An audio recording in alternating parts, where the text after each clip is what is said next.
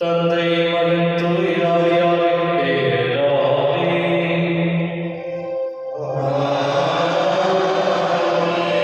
ஆண்டவராகிய இயேசு கிறிஸ்துவின் அருளும் கடவுளின் அன்பும் தூய ஆவியாரின் நட்புறவும் உங்கள் அனைவரோடும் இருப்பதாக.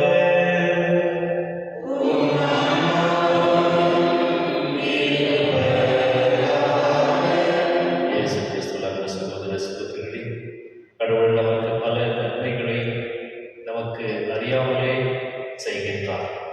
இதோ நாம் கடவுளுக்கு நன்றி செலுத்தும் போதும் கடவுள் செய்த எல்லா நன்மைகளுக்காகவும் கடவுள் நமக்காக வைத்திருக்கின்ற எல்லா ஆசீர்வாதங்களுக்காகவும் நாம் நன்றி சொல்வோம். இந்த திருப்பலியில் நாம் அன்றாடும் போது எல்லா ஆபத்துகளிலும் விபத்திலிருந்தும் கடவுள் நம்மை எத்தனையோ முறை காப்பாற்றியிருக்கிறார். எல்லாவற்றுக்கும் நாம் கடவுளுக்கு நன்றி செலுத்தி இந்த திருப்பலியை நன்றி திருப்பலியாக கொடுப்போம். இந்த திருப்பலியை நாம் தகுந்த விதத்தில் ஒப்புக் கொடுக்க தடையாக இருக்கின்ற நம்ம எல்லா பாவங்களை நினைத்து இறைவனிடத்தில் மன்னிப்பை வேண்டுவோம்.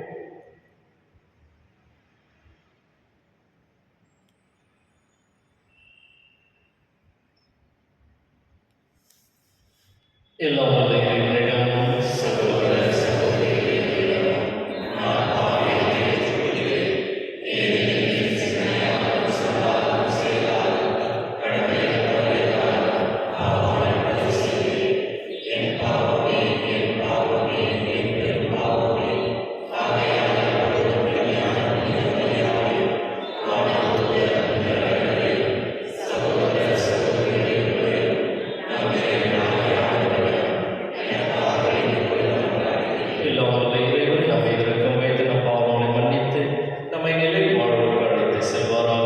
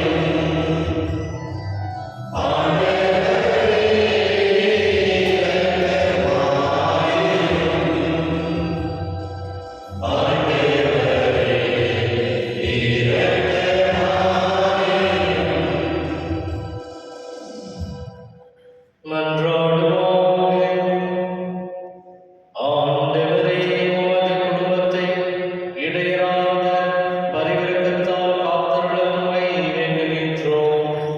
அதனால் விண்ணக அருளை மட்டுமே எதிர்நோக்கியுள்ள இக்குடும்பம் உமது நிலையான பாதுகாவலால் என்றும் உறுதி அடைவதாக எங்கள் ஆண்டவராகிய கிறிஸ்து வழியாக உம்மை மன்றாடுகின்றோம்.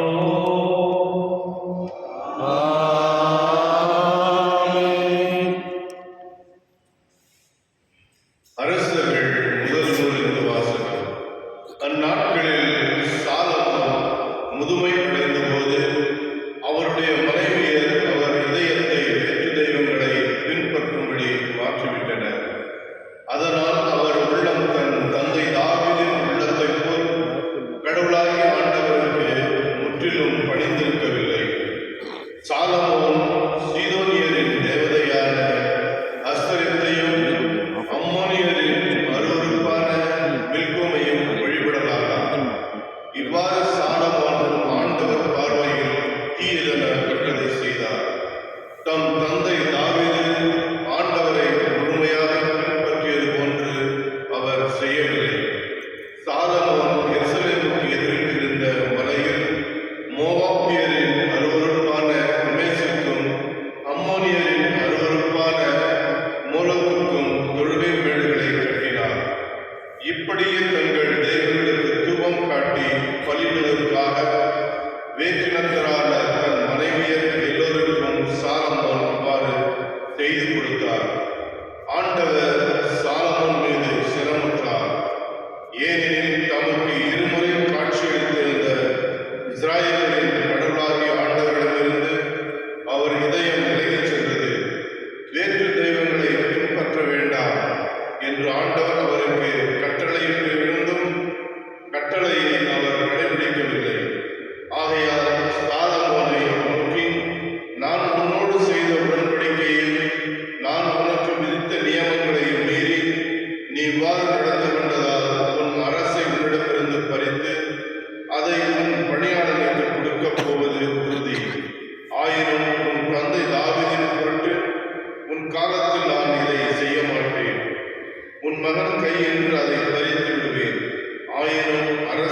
முழுவதையும் பறித்து விடாமல் என் அடியான் தாவீதின் பொருட்டும் நான் தேர்ந்து கொண்ட எருசலேமின் பொருட்டும் ஒரு குலத்தை உன் மகனிடம் விட்டு வைப்பேன் என்றார். ஆண்டவரின் அருள்வாக்கு.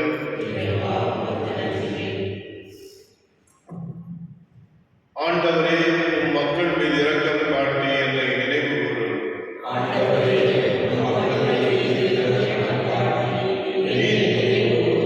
நீதி நெறி காப்போர் பேர் பெற்றோர், எப்போதும் நேரியதை செய்வோர் பேர் பெற்றோர். ஆண்டவரே, நீர் உம் மக்கள் மீது இரக்கம் காட்டும் போது என்னை நினைவு கூறும். அவர்களை நீர் விடுவிக்கும் போது எனக்கும் துணை செய்யும். ஆண்டவரே, உம் மக்கள் மீது இரக்கம் காட்டி என்னை நினைவு கூறும். வேற்றினத்தாரோடு கலந்து உறவாடி அவர்களின் வழக்கங்களை கற்றுக்கொண்டனர். அவர்களின் தெய்வ சிலைகளை தொழுதனர். அவையே அவர்களுக்கு கண்ணிகளாயின.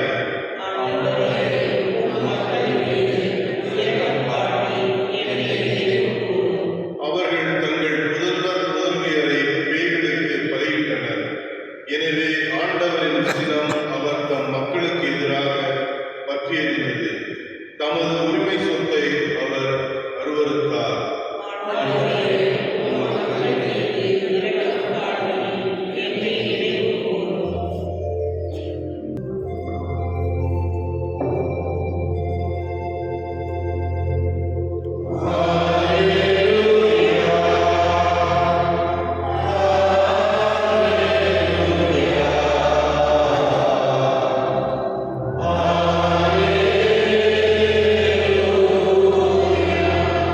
உங்களிடம் மிகுந்துள்ள தீமைகளை அகற்றி உங்கள் உள்ளத்தில் ஊற்றப்பட்ட வார்த்தைகளை பணிவோடு ஏற்றுக்கொள்ளுங்கள்.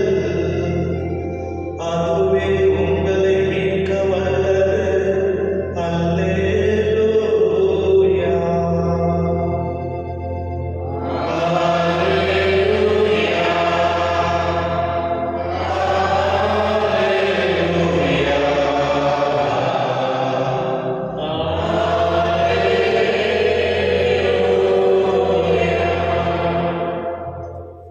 ஆண்டவர் உங்களோடு இருப்பாராக. தூய மார்க்கு எழுதிய நற்செய்தியிலிருந்து வாசகம். அக்காலத்தில் இயேசு புறப்பட்டு தீர் பகுதிக்குள் சென்றார். அங்கே அவர் ஒரு வீட்டிற்குள் போனார். தாம் அங்கிருப்பது எவருக்கும் தெரியாதிருக்க வேண்டுமென்று விரும்பியும் அதை மறைக்க இயலவில்லை. உடனே பெண் ஒருவர் அவரை பற்றி கேள்விப்பட்டு உள்ளே வந்து அவர் காலில் விழுந்தார். அவருடைய மகனை தீய ஆவி பிடித்திருந்தது. அவர் ஒரு கிரேக்க பெண், சிறிய பெனிசிய இனத்தை சேர்ந்தவர். அவர் தம் மகளிடமிருந்து பேயை ஓட்டுவிடுமாறு அவரை வேண்டினார். இயேசு அவரை பார்த்து, முதலில் பிள்ளைகள் வயிறார உண்ணட்டும், பிள்ளைகளுக்குரிய உணவை எடுத்து நாய்க்குட்டிகளுக்கு போடுவது முறையல்ல என்றார். அதற்கு அப்பெண், ஆம் ஐயா, ஆனாலும் மேசையின் கீழ் இருக்கும் நாய்க்குட்டிகள் சிறு பிள்ளைகள் சிந்தும் சிறு துண்டுகளை தின்னுமே என்று பதிலளித்தார்.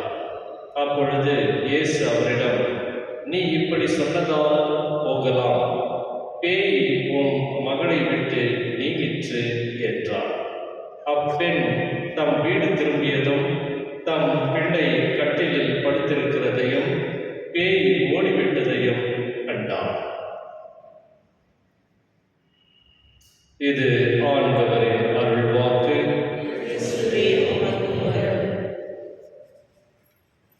இயேசு கிறிஸ்துவின் அன்பு சகோதர சகோதரிகளே, இன்றைய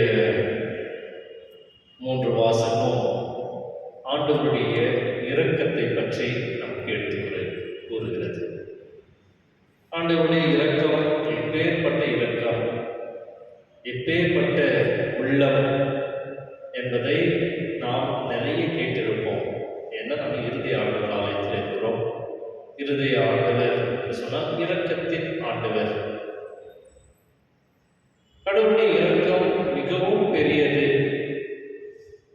நாம் எத்தனை முறை பாவம் செய்தாலும் கடவுள் நம் மீது இரக்கம் கொண்டு நம்மை மன்னித்து ஏற்றுக்கொள்கிறார். இதை பற்றி தான் முதல் வாசகமும் சரி, நற்செய்தி வாசகமும் சரி நம்ம கேட்டிருக்கிறோம். முதல் வாசகத்தில் சாலமோன் அரசர் கடவுளுக்கு எதிராக பாவம் செய்கிறார். அவர் செய்த பாவம் என்ன? அவர் உண்மையான கடவுளை விட்டு வேற்று தெய்வங்களை ஆராதித்தார். வேற்று தெய்வங்களுக்கு கோவில் கட்டினார். வேற்று தெய்வங்களுக்கு பூஜை செய்தார். வேற்று தெய்வங்களுக்கு முக்கியத்துவம் கொடுத்தார். அதனால கடவுள் சினம் கொண்டார், கோபம் கொண்டு அவரை அந்த பதவியிலிருந்து இறக்கவும், அவரை எல்லாவற்றிலிருந்தும் கீழே இறக்கி அவனை விலக்கிவிட அவர் நினைக்கிறார். இருந்தாலும் இந்த சாலமோன தாவீதை குறித்து, உன் தந்தை தாவீது எவ்வளோ எனக்கு உண்மையாக இருந்தார், ஆனால் நீ இப்படி இல்லையே, அதனால் உன்னுடைய தந்தையின் பொருட்டு நான் உன்னை மன்னிக்கிறேன். உன்னுடைய காலத்தில் நான் உனக்கு தண்டனை கொடுக்காவிட்டாலும் உன் பின்வரும் சந்ததிக்கு தண்டனை கிடைக்கும். ஆனால் உன்னுடைய காலத்தில் உன் தந்தையின் அந்த நம்பிக்கையை பொறுத்து நான் உன்னை விட்டு விடுகிறேன் அப்படின்ட்டு சாலமோனை அவர் மன்னித்து விடுகிறார். இன்றைய இந்த நற்செய்தி வாசகத்தில் நம்ம பார்க்குறோம், ஒரு பெண் ஆண்டவர் இயேசு தீர், சீதோன் இந்த மாதிரி போன்ற இடங்களுக்கு போகிறார். அந்த மாதிரி இடங்கள்ல யூதர்கள் இல்லாத இடங்கள், அந்நிய மக்கள் வாழ்கின்ற இடங்கள், அவ்வளவாக அந்த மக்கள் சேராத ஒரு மக்களாக இருக்கிறார்.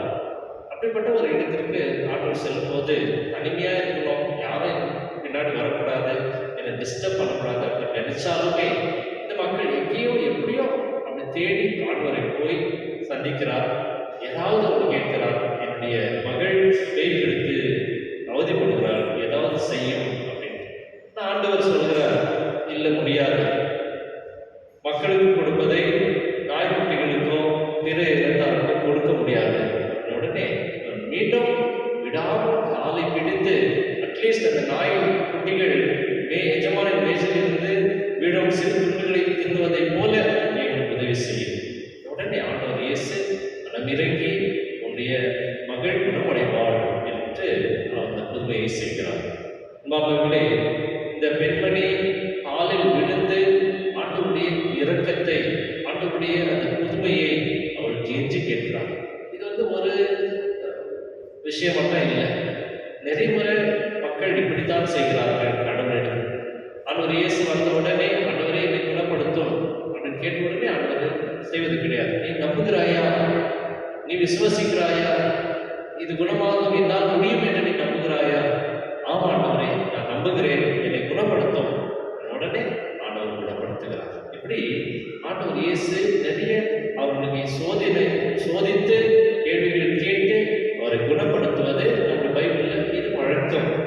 அதனால கடவுள் அவரை ஒதுக்கி விடுகிறார் அப்படின்னு நம்ம பார்க்கக்கூடாது.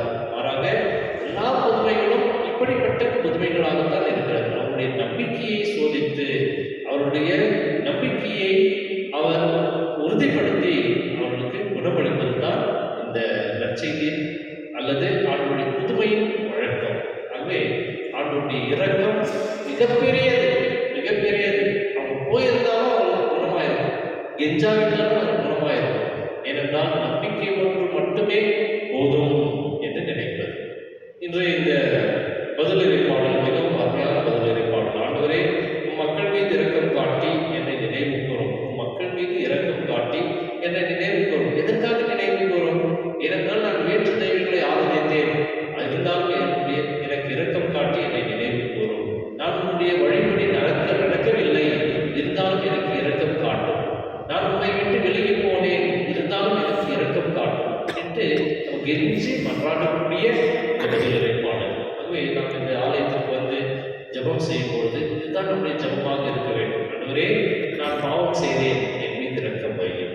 ஆண்டவரே, உன்னை விட்டு விலகி போனேன், என் மீது இரக்கம் காட்டும். ஆண்டவரே, என்னுடைய குடும்பம் இப்படியாக இருக்கிறது, எங்கள் மீது இரக்கம் காட்டும் அப்படின்ட்டு கடவுளுடைய இரக்கத்திற்காக நாம் எப்பொழுதுமே ஜெபித்துக் கொண்டே இருக்க வேண்டும். கடவுளுடைய இரக்கம் நம் மீது இருந்தால் மட்டுமே நாம் இந்த உலகத்தில் உயிர் வாழ முடியும்.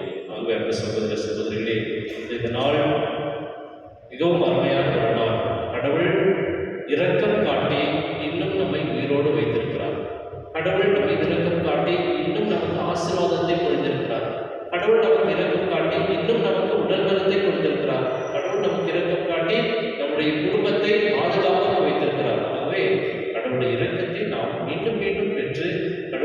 நன்றி சொல்வோம்.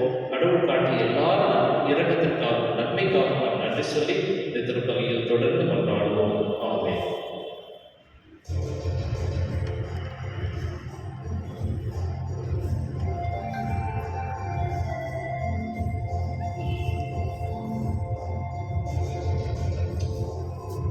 என்னை காணிக்கையாக உந்தன் பீடத்தில் வந்தேன். என்றும் உம் சித்தம், உம் செயலும் உலகினின்றாய. என்னை காணிக்கையாக தந்தேன்.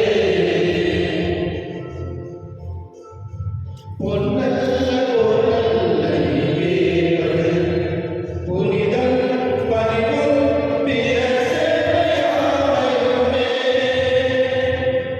பொன்னல்ல பொருளல்ல நீவேற்பது புனிதம் பணிவும் பிற சேவையாமையுமே. என் சுயநலம் ஒழிய வல்லமை நிறைய என்னை காணிக்கையாக தந்தேன். என்னை காணிக்கையாக உந்தன் பீடத்தில் வந்தேன். என்றும் உம் சித்தம், உம் செயலும் உலகினின்றாய. அன்பு சகோதர சகோதரிகளை நாம் அனைவரும் கொடுக்கும் இந்த திருப்பலி எல்லாம் வல்ல தந்தையாக இறைவனுக்கு ஏற்றதாக ஜெபியுங்கள்.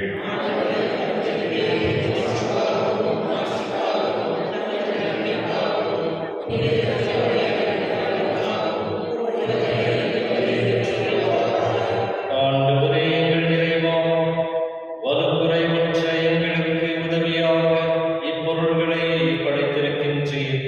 அதனால் இவை எங்களுக்கு நிலை வாழ்வின் அருளடையாளமாக மாற்றிட அருள் புரிவீராக. எங்கள் ஆண்டவராகிய கிறிஸ்து வழியாக உம்மை மன்றாடுகின்றோம்.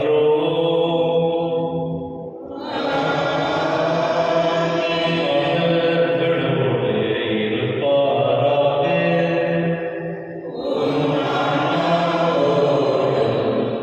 இருப்பாராக. இதயங்களை மேலே எழுப்புங்கள்.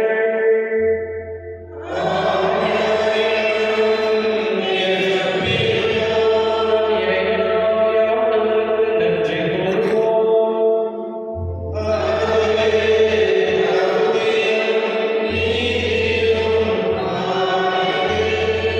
ஆண்டவரே, தூயவரான தந்தையே, என்றும் உள்ள எல்லாம் வல்ல இறைவா, எந்நாளும் எவ்விடத்திலும் நாங்கள் உமக்கு நன்றி செலுத்துவது மெய்யாகவே தகுதியும் நீதியுமாகும். எங்கள் கடமையும் மீட்புக்குரிய செயலுமாகும். உமது நன்மை மிகுதியால் எங்கள் ஆண்டவராகிய கிறிஸ்து வழியாக நீர் மனிதராகி எங்களை படைத்தீர். நாங்கள் நீதியின்படி தண்டனைக்கு உரியவராயினும் உமது இரக்க மிகுதியினால் எங்களை மீட்டருளினீர். அவர் வழியாகவே உமது மாண்பை வானதூதர் புகழ்கின்றனர். தலைமை தாங்குவோர் உம்மை வழிபடுகின்றனர். அதிகாரம் செலுத்துவோர் உம் திருமுன் நடுங்குகின்றனர். வானங்களும் அவற்றில் உள்ள ஆற்றல்களும் சிராபின்களும் ஒன்று கூடி அக்களித்து கொண்டாடுகின்றனர். அவர்களோடு எங்கள் குரலையும் சேர்த்துக் கொள்ளுமாறு நாங்கள் உம்மை தாழ்மையுடன் இறைஞ்சி புகழ்ந்து சொல்வதாவது.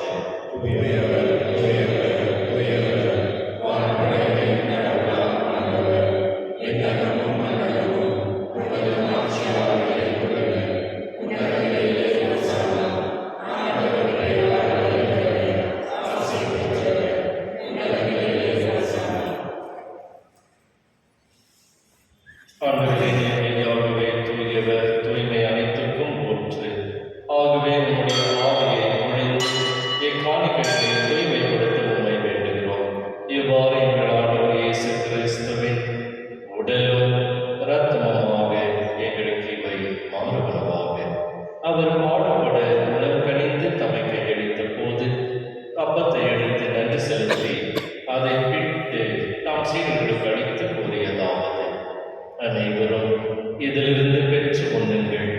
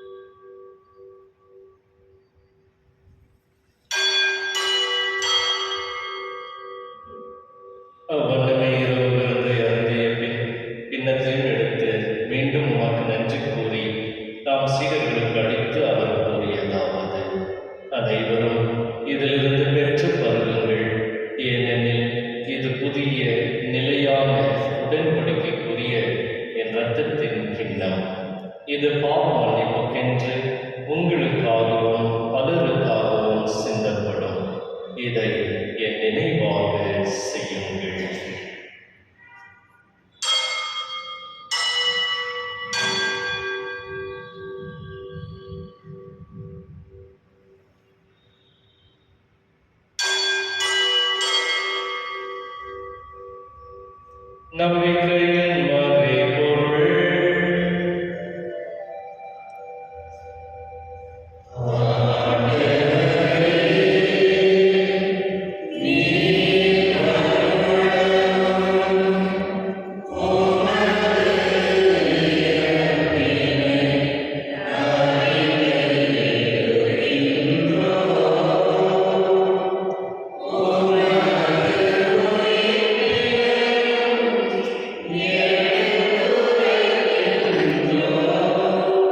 ஆகவே ஆண்டவரே, நாங்கள் கிறிஸ்துவின் இறப்பினை உயிர்ப்பினை நினைவு கூர்ந்து வாழ்வு தரும் அப்பத்தை மீட்பளிக்கும் கிண்ணத்தை உமக்கு ஒப்புக் கொடுக்கின்றோம். உம் திருமுன்னின்று ஊழியம் புரிய தகுந்தவர்கள் எங்களை ஏற்றுக்கொண்டீர். எனவே உமக்கு நன்றி செலுத்துகின்றோம். மேலும் கிறிஸ்துவின் உடலிலும் இரத்தத்திலும் பங்கு கொள்ளும் எங்களை தூய ஆவியார் ஒன்று சேர்க்க வேண்டும் என உம்மை தாழ்மையுடன் கொண்டாடுகிறோம். ஆண்டவரே, உலகெங்கும் பரவிருக்கும் திரு அவையை நினைவு கூர்ந்தருளும். எங்கள் திருத்தந்தை லியோ, எங்களாய் பீட்டர், எல்லா திருமணங்களாக அனைவரோடும் திருவில் அன்பின் நினைவுகளை சேர்த்துள்ளோம். மேலும் உயிர்த்தெழும் எதிர்நோக்கும் உயிர் கொள்ளும் எங்கள் சகோதர சகோதரியும் இறந்தோர் அனைவரும் இறக்கத்தோடும் நினைவு கூர்ந்து உமது திருமொழியை ஏற்றுள்ளோம். எங்கள் அனைவர் மீதும் இரக்கமாயிரம். கடவுள் கண்ணித்தாயம் புனித மரியா, அவருடைய கணவரான புனித யோசேப்பு, புனித திருத்தூதர்கள், இவ்வுலகில் ஒரு முதல்வராக இருந்தவராகிய அனைவரும் புனித அனைவரோடும் நாங்கள் நினைவாழ் பங்கு கொள்ளும் தகுதி பெற்று உம் திருமகன் இயேசு கிறிஸ்துவியாக உம்மை புகழ்ந்தேத்து நம்மளோட உம்மை மன்றாடுகின்றோம்.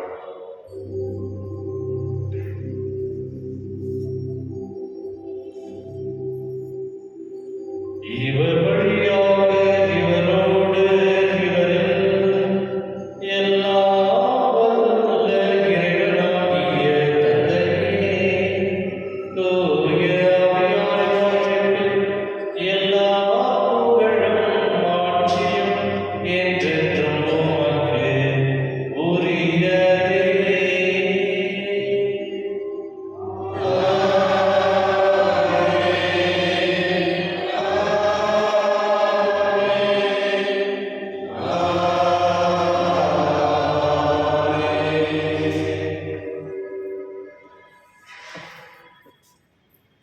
மீட்பரின் கட்டளையால் கற்பிக்கப்பட்டு இறைவனால் பயிற்சி பெற்ற நாம் துணிந்து சொல்வோம்.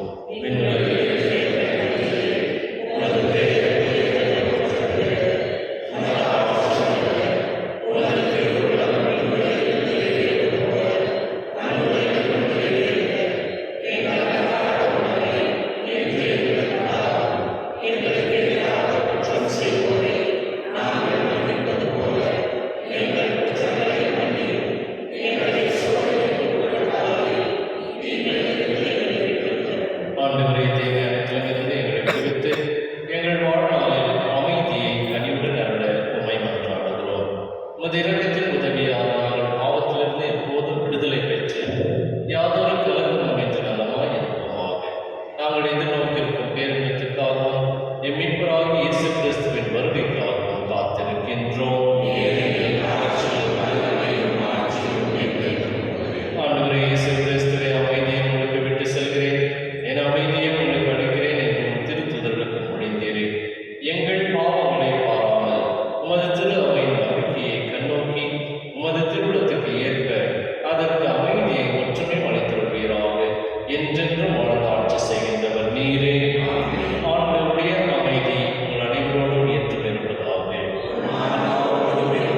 ஒருவருக்கொருவர் அமைதியின் வாழ்த்தை தெரிவித்துக் கொள்வோம்.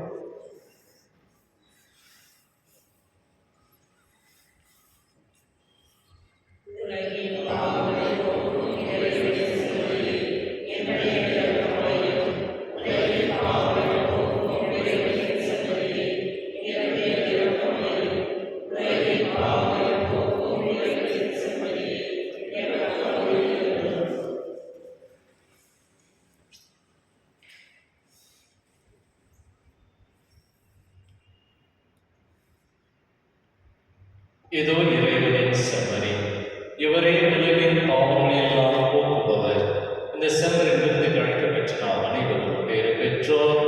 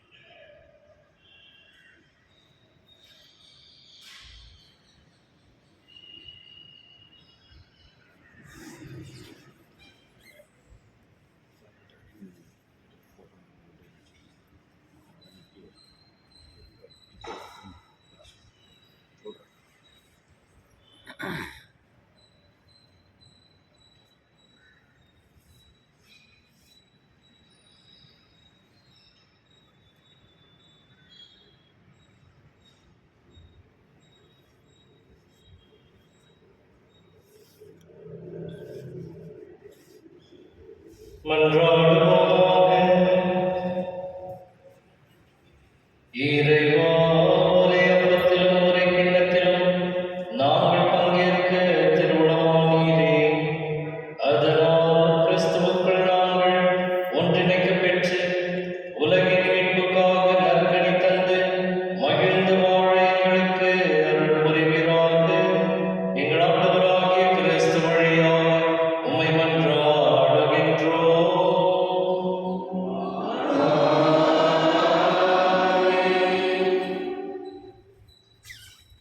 உட்கார்ந்த நிமிஷம். கிறிஸ்துவ அவர்களே,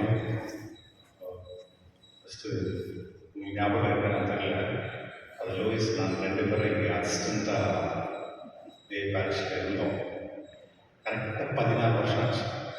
இந்த வனவாசம் முடிச்சு 14 வருஷம் ஆகும். இந்த மாதிரி 14 வருஷம் ஆகிட்டு நான் மறுபடியும் இங்கே ஆட்சியில் நான் இருக்கிறோம். எங்கள் தெரியல ஃபாதர் எப்படின்னு, ஆனால் என்னுடைய 15-16 இயர்ஸுடைய ப்ரீஸ்டுட்டில் one of the best time அப்படின்னா இந்த சேக்கராட்சியில் எங்களுக்கு அசிஸ்டண்ட்டாக. ஏன்னா அந்த சமயத்தில் வந்து எங்களுக்கு வந்து என்ன சொல்கிறது, பவர் கிடையாது, அதாவது பாரிஸ்பெக்ஷனுடைய அதிகாரம் கிடையாது. ஆனால் அசிஸ்டண்ட்டாக இருக்க பொழுது மேக்ஸிமம் நாங்கள் வந்து வேலை செஞ்சோம். எங்களுடைய எக்ஸ்பெரிமெண்ட்டெல்லாம் வந்து இந்த சேக்கராட்சியில் தான் நாங்கள் செஞ்சோம். அது ஒரு ரொம்ப பியூட்டிஃபுல்லான ஒரு எக்ஸ்பீரியன்ஸ். அது கடவுளுக்கு தேங்க். அதே சமயத்தில் அன்னைக்கு எப்படி ஃபாதர் எப்படி இருந்தாரோ அதே போல தான் இன்றைக்கி அப்படி தான் இருக்கிறாரு. அவருடைய மாஸ் ரொம்ப பிடிக்கும். அது சாஃப்டாக இருக்கும். நீங்களும் என்ஜாய் பண்ணியிருக்கேன் சொல்கிறது. அந்த இதயத்தோடு பேசுகிறாங்க அப்படின்றதுல மாதிரி நம்ம டயசஸ்லேயே ஒரு சாஃப்டான ஒரு நேச்சர் ப்ளஸ் எல்லாரையுமே ஒரு அன்பாக எல்லாரையும் என்ன சொல்கிறது, எல்லாருமே பழகக்கூடிய ஒரு குருவானதுன்னா ஃபாதர் லூயிஸ் தான்.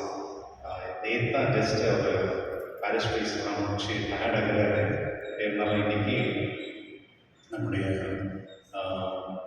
ஸ்டால் இருக்குல்ல, நம்முடைய ரிலீஜியஸ் ஸ்டால் வந்து ப்ளஸ் பண்ணுறது நான் கேட்டுக்கிட்டேன். ப்ளஸ் இன்றைக்கி வந்து நம்ம ஒரு டெய்லரிங் ட்ரைனிங் சென்டருக்கு நம்ம ஓப்பன் பண்ணுறோம். அது ஈவினிங் தான் இனாக்ரேட் பண்ணுறோம். பட் இன்றைக்கி ஃபாதர் ஈவினிங் இல்லை, அவர் வெளியே போகிறதுனால அதில் இந்த மாதம் போட்டு என்னோட ப்ளஸ் பண்ணுறதுக்காக கேட்டிருக்கேன். அந்த இது முடிஞ்சதுக்கு உடனே நம்ம போகலாம்.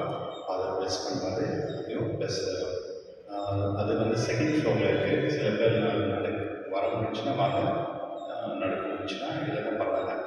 ஃபாதர் வந்து நம்ம அந்த பஸ்லிகா டீனரி அப்படின்னு இருக்குது. இந்த பஸ்லிகா டீனரினா சென்ட் மேரிஸ் பஸ்லிகா இந்த பேரிஷ், அப்புறமேட்டு ஜூல்ஸ், குச்சபெட், Infant Jesus Church, Resurrection Church, அந்த மாதிரி ஒரு 10 சர்ச் வந்து டீம். இன்னும் அப்படின்னா பிஷப்புக்கு கீழே குருக்களுக்கு மேலே அந்த மாதிரி வருஷம் பெரிய வருஷம் சின்ன ஏஜில் இருந்தாலும் அந்த பொறுப்பாக திருச்சிக்காக எல்லாரோட சேர்ந்து அந்த குருக்களோட திருச்சி நடத்தி போகிறது அது பெரிய ஒரு ஆசீர்வாதம். உங்கள் எல்லாருடைய சார்பாக அவருக்கு நன்றி செலுத்தி அவர் இங்கே வந்ததுக்காக மற்றும் அவருடைய அதாவது ஒரு குடும்பம், லேடி ஆஃப் ரூட்ஸ் குடும்பம் வந்து எப்பொழுதுமே மகிழ்ச்சியாக ஆசிரியத்தோடு இருக்க கடவுளோட ஆசீர்வாதம் அப்படின்னு உங்கள் எல்லாருடைய சார்பாக நன்றி செலுத்துகிறேன். தேங்க்ஸ். இமீடியட்டாக நம்ம பிளெஸிங் ஆகிட்டு பிறகு நம்ம அங்கே போகலாம். சின்ன பிளெஸிங் இருக்கும். இன்றைக்கி சாயந்தரம் 6:45 மணிக்கு தான் நம்ம வந்து இனாகரல் பண்ணுறோம். மாதம் முடிச்சிட்ட பிறகு நான் ஒரு 2 பேரை கூப்பிட்ருக்கேன். அவங்க வந்து நீங்கள்லாம் கட் பண்ணி ஓப்பன் பண்ணி பண்ணுவாங்க. இதுக்கு மேலே வந்து நம்ம பாரிஷில் எப்படி நம்ம பஸ்லிகா, இன்ஃபினிட் சர்ச்லாம் எப்படி இந்த ஸ்டால் இருக்கோ அது போல் இங்கேயும் இருக்கும். அதனால் உங்களுக்கு தேவை இருக்கிறது நிகழ்ச்சிகள் சம்மந்தப்பட்டதுன்னா அதில் தேவைப்படும். யாருக்காவது நீங்கள் டெய்லரிங் ட்ரைனிங் எடுக்கணும் அப்படின்னா ஒரு 6-7 கோர்சஸ் இருக்குது. அது ரொம்ப யூஸ்ஃபுல்லாக இருக்கும் மக்களுக்கு. நிறைய பெண்கள் வந்து வீட்டில் சும்மா இருக்காங்கன்னா வேலை பண்ணாமல் அவுட் சைட் போவாங்க. இது ஒரு இன்கம் ஜென்ரேஷனாக இருக்கிறதுக்காக ஸ்டார்ட் பண்ணியிருக்கோம். எழுதியிருக்கோம்.